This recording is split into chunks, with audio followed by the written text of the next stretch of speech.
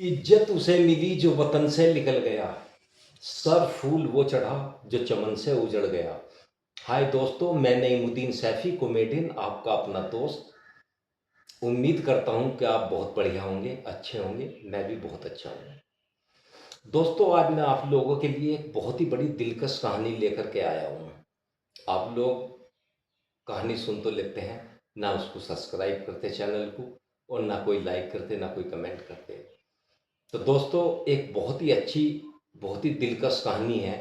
उम्मीद करता हूँ कि आप लोगों को बहुत ही अच्छी लगेगी। तो आइए शुरू करते हैं। दोस्तों, एक भिखारी मस्जिद के आगे बैठा हुआ होता है, जो खानदानी भिखारी होता है। पूरा खानदानी भिखारी होता है उनका। और एक नमाजी नमाज पढ़ के आता है जैसे, तो वो भिखारी उससे कहता है कि कुछ मेरी मदद कर दो, अल्लाह तुम्हें बादशाह बनाएगा। वो देखता है और पूछता है उससे, कह रहे क्यों, तुम खुद क्यों नहीं बादशाह बनना चाहते? वो कहता है कि जी, मैं तो बहुत गरीब आदमी हूँ और खानदानी भिखारी हूँ, मैं कैसे बादशाह बन सकता हूँ? उस नमाजी ने कहा कि हाँ, बन सकते हो, तुम नमाजी बन सकते हो। चलो ठीक है, लेकिन एक शर्त है मेरी, कि अगर तुम बादशाह बन गए तो मुझे उम्राह कराओगे, और अगर तुम बादशाह नहीं बने तो जिंदगी भर तक मैं तुम्हारी हेल्प करूंगा। वो भिखारी सोचता है और सोच के कहता है कि जी ठीक है, मुझे ये मंजूर है। वो नमाजी उस फकीर फकीर से कहता है कि ये बताओ कि तुम्हारी जेब में पैसे कितने हैं? वो अपनी जेब देखता है और कहता है कि जी मेरी जेब में 17 रुपए है। वो नमाजी उससे कहता है कि जाओ, एक काम करो, पास में ही एक हलवाई की दुकान है, उससे 17 रुपए की जलेबी लो और मजदूरों में बांट दो। वो जो था तुरंत खड़ा होता है, और होने के बाद में जेब से वो पैसे निकालता है। निकाल करके वो 17 रुपए की जलेबी लेता है, और जलेबी लेकर के वो उन गरीबों में, मजदूरों में मतलब बांट देता है, और चला जाता है। वो एक कचहरी में भीख मांगने के लिए चला जाता है भिखारी। तो एक शख्स के पास जब वो जाता है तो उसके पास खुले पैसे नहीं होते। तो वो कहता है कि भाई, मेरे पास तो खुले पैसे हैं नहीं, लेकिन मेरे पास एक ये 200 रुपए का बॉन्ड है,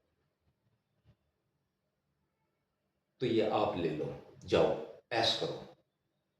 वो वहां से चला जाता है। तो और जगह 2-4 दिन, 5-7 दिन, महीना पहले जब वो भीख मांगता रहता है, अचानक वो देखता है कि जो वो बॉन्ड उसने कचहरी में दिया था, वो 7.5 लाख रुपए का बॉन्ड लग जाता है उसका। वो भिखारी उस नमाजी के पास जाता है और जाकर के कहता है कि जनाब, मेरे तो मजे आ गए, बहुत ही अच्छा हो गया, बहुत ही बढ़िया हुआ। कह रहे भाई क्या हो गया? कह रहे मैं किसी से भीख मांग रहा था और उसके पास पैसे तो थे नहीं, उसने मुझे एक 200 रुपए का बॉन्ड दिया, ये रहा मेरे पास है, और ये 7.5 लाख रुपए का लग गया, मैं अमीर हो गया। वो नमाजी कहने लगे, तुम कैसे अमीर हो गए? ये बॉन्ड तो उस शख्स का है जिसने तुम्हें भीख में दिया था, उसने भी अपने किसी उम्मीद से खरीदा होगा। वो सोचता है, कहता कि जाओ, ये पैसा तुम्हारे नसीब में नहीं है, ये बॉन्ड उस शख्स को देगा जिसने तुम्हें ये भीख में दिया था। वो भिखारी उस नमाजी से बोलता है, कहता है कि भाई, इतने दिनों के बाद में तो अल्लाह ताला ने मुझे अच्छे दिन दिखाए, और आप कह रहे हो कि ये बॉन्ड मैं उसे वापस कर दूं। उस नमाजी ने उस भिखारी से कहा कि तुम्हें बादशाह बनना है ना? कह रहे हाँ। तो जाओ, ये बॉन्ड उस शख्स को वापस दे के आओ। कह रहे हुजूर मेरे घर में तो खाने के लक्कू भी पैसे नहीं है, बहुत बुरे हालात हैं। कह रहे नहीं, मुझे मालूम नहीं इस चीज़ का, बाकी ये हक उसका है। वो भिखारी उस शख्स के पास जाता है और जाकर के कहता है कि भाई साहब अस्सलाम वालेकुम। वो कहता वालेकुम सलाम। कह रहे जी मैं एक भिखारी हूँ, आपको याद हो आपने 1 महीना पहले मुझे एक 200 रुपए का बॉन्ड दिया था। कहता हाँ हाँ याद आ गया। कह रहे आप ये बॉन्ड ले लीजिए, और ये बॉन्ड 7.5 लाख रुपए का लग चुका है। वो अपने मोबाइल में देखता है, नंबर चेक करता है, तो वो भी कहता है कि भाई ये तो वाकई लग गया। मगर वो उस भिखारी से कहता है मगर एक बात बतलाइए, आप ये 7.5 लाख रुपए का जो बॉन्ड लगा है, तो ये आपने क्यों मुझे वापस करा? मैं अगर तो खुद होता तो मैं वापस ना करता, मगर तुमने क्यों करा? उसने कहा कि वापस तो मैं भी ना करता, लेकिन ये मेरी मजबूरी है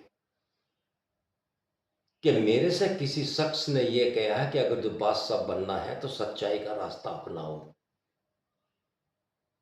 उसकी राह में चलो, जिस तरीके का वो कहता है उस तरीके से चलो, तो बादशाह तुम अपना बन जाओगे। तो मैं ये इस वजह से चेक आपको वापस देने के लिए आया हूँ, मतलब बॉन्ड। वो शख्स खड़ा होता है और उसे अपनी बराबर में बिठाता है और कहता है कि अच्छा एक काम करते हैं कि इस बॉन्ड को कैश करा करके और 7.5 लाख रुपए में हम एक बिजनेस कर लेते हैं जिसमें हम दोनों पार्टनरशिप होंगे। वो भिखारी कहता है कि जी मेरे पे तो कुछ आता नहीं। वो कहता है कोई बात नहीं, अगर तो तुम्हारे पे कुछ नहीं आता मैं सिखाऊंगा तुम्हें। कह लेगा ठीक। तो दोस्तों वो बिजनेस चालू कर लेते हैं दोनों, और उनका काम बहुत बढ़िया चल जाता है, बहुत ही बेहतरीन। वो शख्स कहता है कि ईमानदारी की कमाई से सब कुछ हो सकता है। ईमानदारी की 1 रुपए की कमाई से बहुत कुछ हो सकता है, लेकिन हराम की कमाई से 1 करोड़ रुपए में भी कुछ नहीं हो सकता।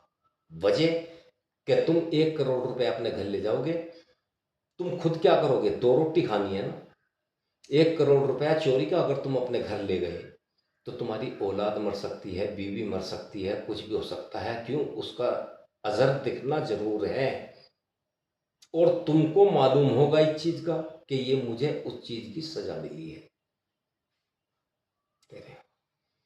तो जो उसका पार्टनर होता है भिखारी का, वो आ जाता है और कहता है कि भाई हमें तो बहुत बढ़िया मुनाफा हुआ है, बहुत बढ़िया फायदा हुआ है इस चीज में, बिजनेस में, और हम इस बिजनेस को और बढ़ाते हैं।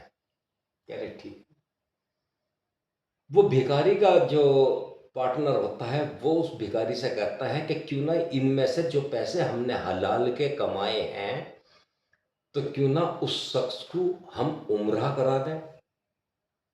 वो भिखारी कहता है कि भाई हाँ मैंने उससे वादा किया था। वो शख्स उसके पास जाता है नमाजी के, और जाकर के कहता है कि जी मैं बादशाह तो बन ना सका, बाकी बिजनेस हमने कर लिया, तो आप उम्रे का चले जाइए, ये मेरी हक और मेहनत की कमाई है। वो नमाजी उस भिखारी से कहने लगा कि बादशाह नहीं बना मैं। कह रहे तुम तो बादशाह बन गए, तुम ही बादशाह हो। जिसके सर पे ताज हो और वो तख्तो ताज पे बैठा हुआ हो, जरूरी नहीं है तो वो बादशाह ना हो। वो बादशाह हो सकता है जिसके सर पे ताज ना हो और कुर्सी ना हो ताज की बैठने वाली। वो कहना कैसे? कि हक और मेहनत और ईमानदारी सबसे बड़ी चीज है, और वही बादशाह होता है जो सच्चाई के रास्ते पे चलता है। तो दोस्तों ये जरूरी नहीं है कि जिसके सर पे ताज हो और तख्त हो बैठने वाला कि वही बादशाह होता है। बादशाह वो भी होता है जो दिल का होता है। दिल से बादशाह होना जरूरी है। जो शख्स दूसरों का ख्याल रखेगा वही बादशाह होता है। जो शख्स अपना पेट छोड़ के दूसरे का पेट बढ़ेगा, वही बादशाह होता है। मुझे तो खुद को मालूम है कि मेरे पेट में कितनी देर की गुंजाइश है, मगर मुझे दूसरे के पेट का नहीं पता कि वो शख्स कब से भूखा है, कितने दिन से भूखा है। अगर तुम अपना वो खाना या वो पैसे उस शख्स को दे दो और वो खाना खा ले, तो तुम सबसे बड़े बादशाह हो। तो दोस्तों, सच्चाई का रास्ता बहुत ही सही होता है। 5 करोड़ के बेईमानने से बेहतर 1 रुपए का सच्चाई का रास्ता बहुत ही बढ़िया होता है, बहुत ही अच्छा होता है। तो अपनी कमाई और अपने बच्चों का पेट अपनी हक और मेहनत और हलाल की कमाई से भरिए, बहुत ही बढ़िया होगा। आप भी खुश और वो रब्बुल आलमीन भी खुश। तो दोस्तों, मेरी ये कहानी कैसी लगी, कैसा अच्छा लगा है, अगली बार मैं कहानी में फिर दोबारा से आऊँगा। लेकिन दोस्तों, मुझे आप लोगों से एक शिकायत है कि मेरी वीडियो 20-20 हज़ार आदमी देख लेते हैं, मगर लाइक कमेंट एक नहीं करता कोई भी। क्या मैं मेहनत नहीं करता? मैं भी मेहनत करता हूँ। तो मेरी आप लोगों से यही रिक्वेस्ट है कि प्लीज़ मेरे चैनल को सब्सक्राइब कीजिए और लाइक कीजिए। मुझे सिर्फ आप लोगों के सपोर्ट की ज़रूरत है। मेरा प्लीज़ सपोर्ट कीजिए। एक सब्सक्राइब, एक लाइक, एक कमेंट और शेयर की आपकी मर्ज़ी के ऊपर बात है। अगर मेरी कहानी आप लोगों को अच्छी लगी होगी तो शेयर ज़रूर कीजिएगा। और आप अपने बच्चों को, अपनी फैमिली को ये चीज़ ज़रूर समझाइए कि हक और मेहनत सबसे बड़ी चीज़ और सबसे बड़ी दौलत है।